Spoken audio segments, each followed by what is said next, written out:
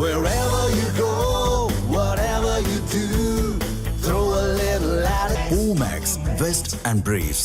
தமிழ்நாட்டில் நாளை சட்டமன்ற தேர்தல் நடைபெற உள்ள நிலையில் சென்னை சேப்பாக்கம் திருவல்லிக்கேணி சட்டமன்ற தொகுதியில் உள்ள 235 வாக்குச்சாவடிகளுக்கு வாக்குப்பதிவுக்கு தேவையான பொருட்கள் அனுப்பி வைக்கப்பட்டு வருகின்றன.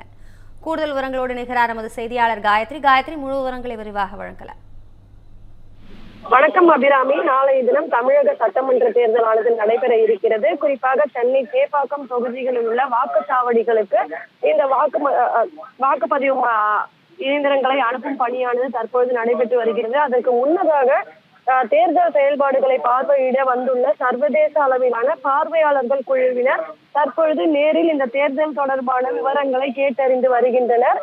குறிப்பாக பூட்டான், எகிப்து, Mauritius, Moldova, Indonesia, Benin, Sri Lanka, கானா மற்றும் நபியா ஆகிய 10 நாடுகளை சேர்ந்த 19 வெளிநாட்டினர் தற்பொழுது வருகை தந்திருக்கின்றனர். குறிப்பாக தமிழக சட்டமன்ற தேர்தல் தொடர்பான விவரங்களை அவர்கள் கேட்டு வருகின்றனர். தேர்தல் நடத்தும் அதிகாரி ஒருவர் இந்த தேர்தல் நடைமுறைகள் தொடர்பாக அவர்களுக்கு விளக்கமாக தெரிவித்து வருகின்றனர்.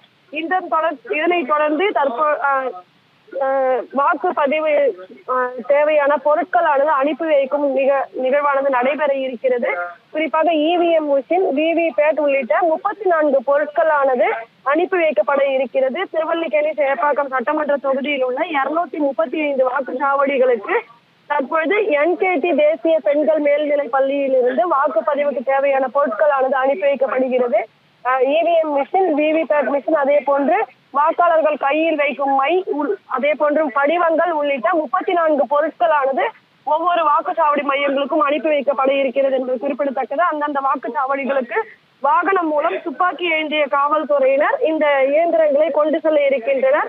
சென்னை சேப்பாக்கம் திருவல்லிக்கேணி தொகுதியை பொறுத்தவரை இதற்கான ஏற்பாடுகளானது அந்தந்த வாக்குச்சாவடி மையங்களில் செய்யப்பட்டிருக்கின்றன.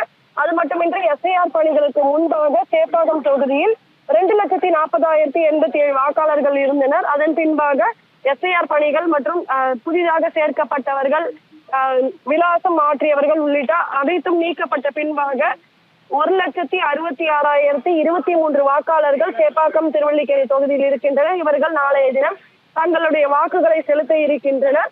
குறிப்பாக சென்னையை பொறுத்தவரை 16 சட்டமன்ற தொகுதிகளுக்கு அந்தந்த முக்கிய இடங்களில் இருந்து இந்த இவிஎம் மிஷின்கள் அனுப்பும் பணியானது நடைபெற்று வருகிறது. தற்பொழுது சேப்பாக்கம் திருவல்லிக்கேணி தொகுதிகளுக்கான இந்த இவிஎம் மிஷின் அனுப்பும் பணிகளானது தற்போது நடைபெற்று வருகிறது. அபிராமி,